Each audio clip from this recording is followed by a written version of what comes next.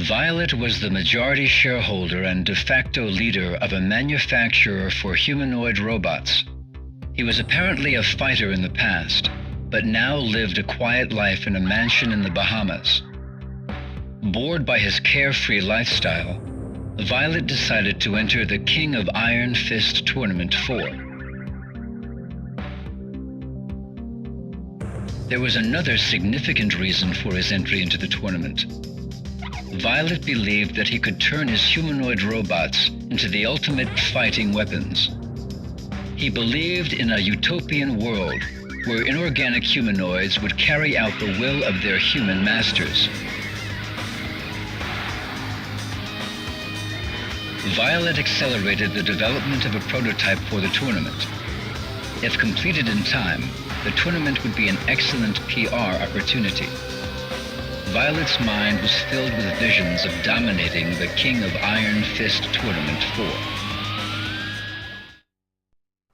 Hey everyone, welcome back with Abino Mac. Today we're going to continue our playthrough of Tekken 4. As you can see, we are playing as the new character to the series, completely new, never been in the games before, ever, Violet. I believe this is actually, a legacy character for, what's that guy's name? I don't know. Maybe they'll bring him up later or something like that, but, this is actually based off of a character that was in Tekken 1 and 2, I believe.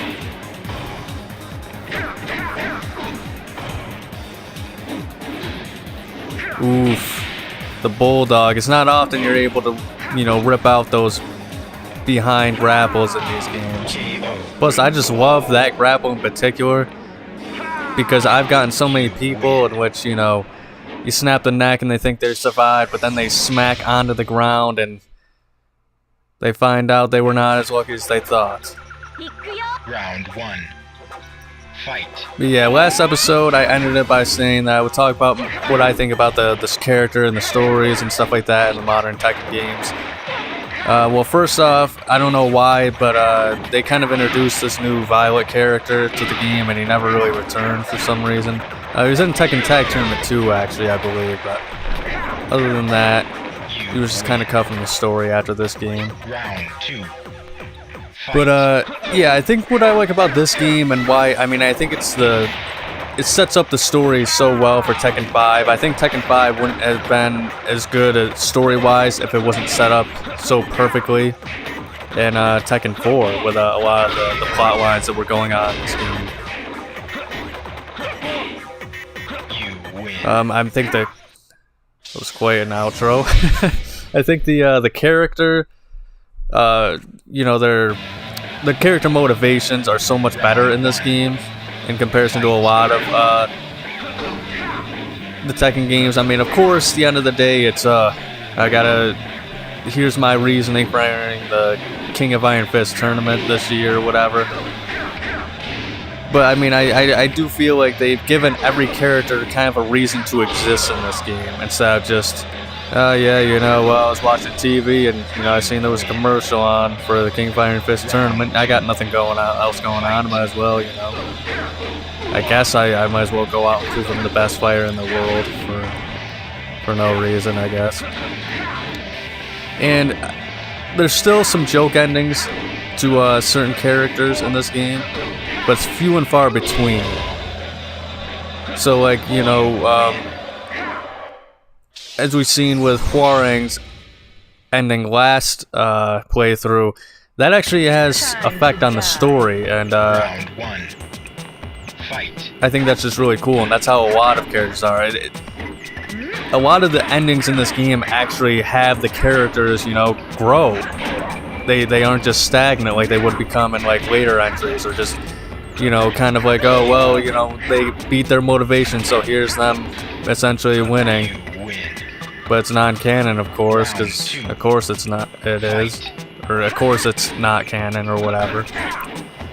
Whereas, there is a little bit of that in this game, no doubt, but it definitely felt like they were trying to create more of a cohesive story to carry on into the next game. Whereas a lot of Tekken 5, they have some pretty decent prologues, but then it just kind of ends with some goofy goofiness, you know, back to the usual Tekken joke ending and stuff like that. For some characters, I don't mind that. There are a lot of joke characters in general in the series.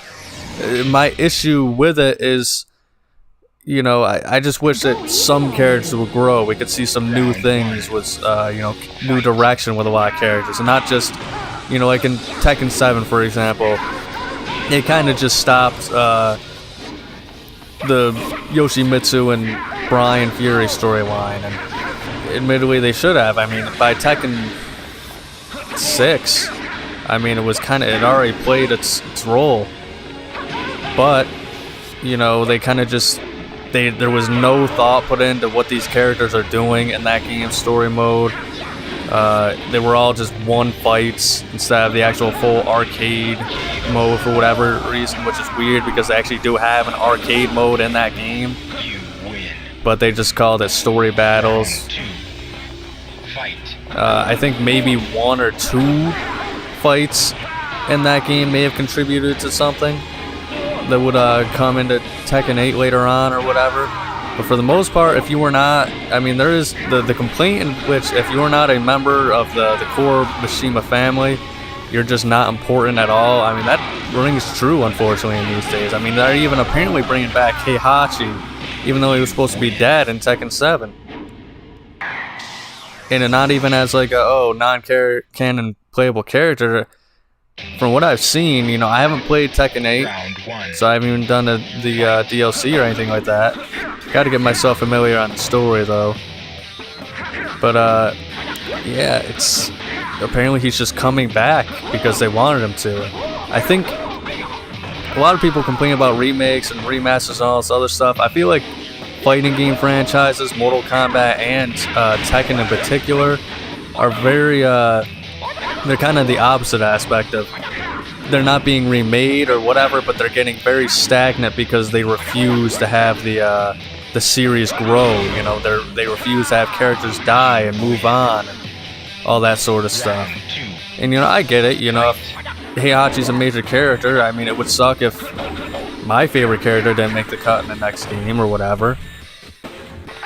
But that doesn't mean they have to be cut from the game. It just means they don't have to have any story relevance. A lot of people seem to be up in arms because Asuka Kazama, who isn't introduced until the next game, but you know, they say that they're tired of her affiliation with Lily and they want her to be a bigger part of the story, and they've just yet to make that a thing, unfortunately, which I don't know what to think about that. You know, I mean, here's the thing, I'm not going to say I know what the game's direction needs to be, and Tekken is one of those series, undisputably. Once again, I haven't played 8, but I've played pretty much every single game except for 8. I just don't have a PS5, so I can't really talk about that much. But every single game in the series, I mean, the gameplay has constantly improved. So as far as its gameplay, fantastic. I mean, it's just definitely one of the best fighting game series of all time. Hence why it's still, you know, a big deal today. But I don't know, it's just, at one point, I know a lot of people always say the fighting game stories don't matter, fighting games never had good stories.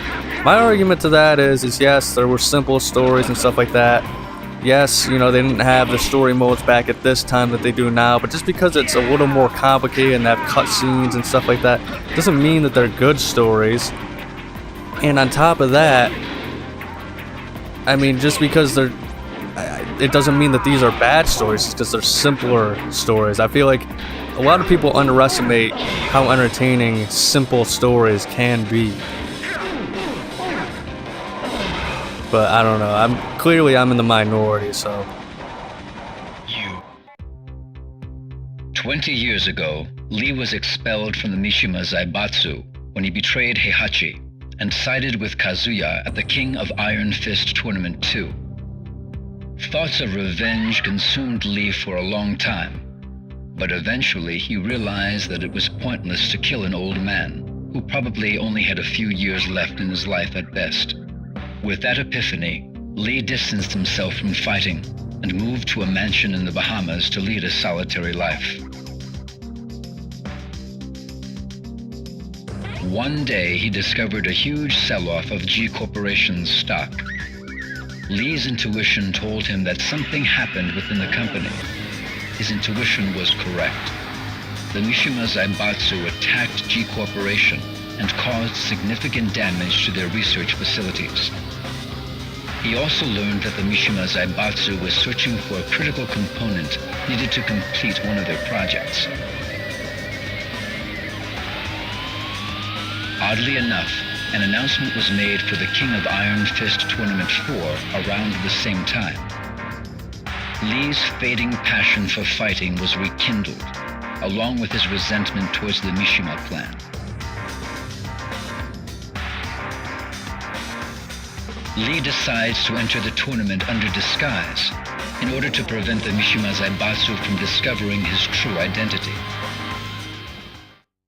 But I don't know. I think people. I find it interesting that at times people will say how it was boring back in the day, but then I think I agree having characters interact on screen with each other. Like I think Mortal Kombat does it very well. I actually like Mortal Kombat 11's story up until around the ending and the Chronica stuff or Chronica, whatever you want to call it. But I don't know. I think a lot of people mistake the lack of the story being in your face as bad storytelling. And what I mean by that is, as you've seen this whole, the two prologues that we went on, Lee actually has, quite a bit of motivation and stuff like that. They gave him a reason to fight. They have, things, it's motivation is what I'm saying. And I don't know, even, I will give you credit on the Mortal Kombat story. After the arcade era, they got very finicky with it at times. A lot of retcons all across the board and stuff like that. But just because it's a little more complicated doesn't mean they ever actually add anything that really makes the characters special or anything like that, I think Mortal Kombat 9 did a fantastic job with the arcade endings and stuff like that, and giving us, more backstory and information on the characters and stuff like that. But that said, you look at a lot of the new stuff in the Tekken stories and stuff like that, we're not really given much. Like, what really happened in Tekken 7's story when you think about it? Sure, there might be a few interesting events and led up to some interesting fights, but, and then it was just turned out to be a slap in the face. If it's true that, I seen the trailer of him getting back up and breathing again and stuff like that, if it's true, I think it's just so lame. Like, it's a slap in the face to have Heihachi return after he was supposed to die in that game. That's not a good storytelling. Thank you all. Thank you for your applause. But winning the tournament was not my ultimate goal. I participated in the tournament to gather test data for combat and to promote its application as the ultimate fighting machine. I present to you now Combat! Give these nice folks a little demonstration.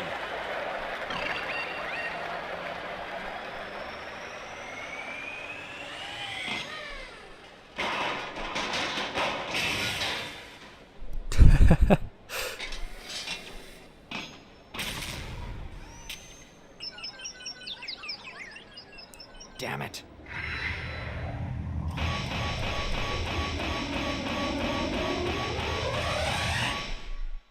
I don't know why, as a kid, I kind of still do think it's pretty cool. The perspective of just the robot chasing after you and all that other stuff. I thought this was one of the coolest scenes, and it's a little funny as well. But I don't know, I've kind of bitched about the Tekken stories and, I was so damn close. But I bitch about the stories and stuff like that a bit much. And if you do like the modern stories, we just have differences in, tastes and stories and stuff like that. Like I said, I like simpler stories. And I think that's when a lot of fighting games excel, but I think a lot of people... Jeez, I'm hitting my ass. Damn. But I think a lot of people don't like simple stories and just kind of write them off as bad or whatever. But if you agree down below, tell me what your thoughts on the Tekken stories are and stuff like that. But I do believe, I'll say this last point actually, and then I'll move on, but I think more slap to the faces as far as story goes is Mortal Kombat, just because every time they set the story up for something, then they just ended up changing it the next game and all the retcons and stuff like that. So I don't know. Once again, there's slaps in the face to people who want to enjoy those stories or are looking forward to the next game story and stuff like that. So I think just to me, a lot of fighting game stories have just I think they've just kind of lost the plot in a lot of ways. They don't want to change things. And when they do, it's always in a way of, well, you know, nothing actually ever changes the status quo. And I think that's why a lot of things get stagnant in series like this. Like, they might as well just kind of take the story out of, like, modern fighting games if you're just going to do that. Or just present them all, finish up the story in the next game, like, hey, we're just going to make non-canon storylines all these games. You might as well. But I don't know, once again, I mean, when you change everything and things get constantly retconned, I mean, that's not really good storytelling, in my opinion. But like I said, I bitched it long enough, and this video's almost over, so promise in the next set of episodes, I will not bring up and bitch about stories and stuff like that. I'll find something else to complain about, I guess. Lee won the tournament and finally achieved his dream of becoming the CEO of Mishima Zaibatsu. The first combat had a fatal bug due to its hasty development. Lee transferred the combat development project to the Mishima Research Labs, where he spent large sums of money and gathered many brilliant engineers to develop the second prototype.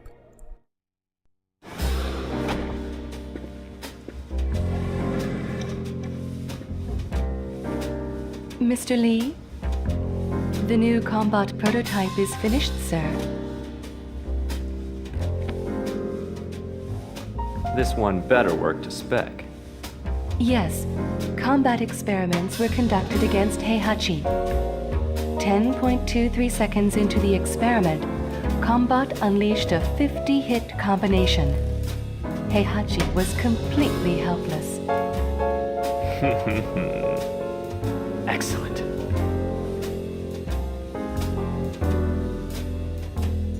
But yeah, that's all for today's video. Next episode, I don't know who I'm going to play as yet. Maybe I'll start the story mode characters or whatever, but yeah, I do feel like my episodes have been getting a little negative as of late, so I think I've gotten all my thoughts out on all the things I want to complain about in the series. So I promise, even though I even went against my word in this video, I promise next video is when I'm going to start, just talking about cool aspects and the things I love about, the Tekken 4 games and the like and whatnot. So thank you so much for watching. If you enjoyed, like and subscribe. Make sure to check out next week's episode on Fighting Friday. But above all else, please remember to have a nice day.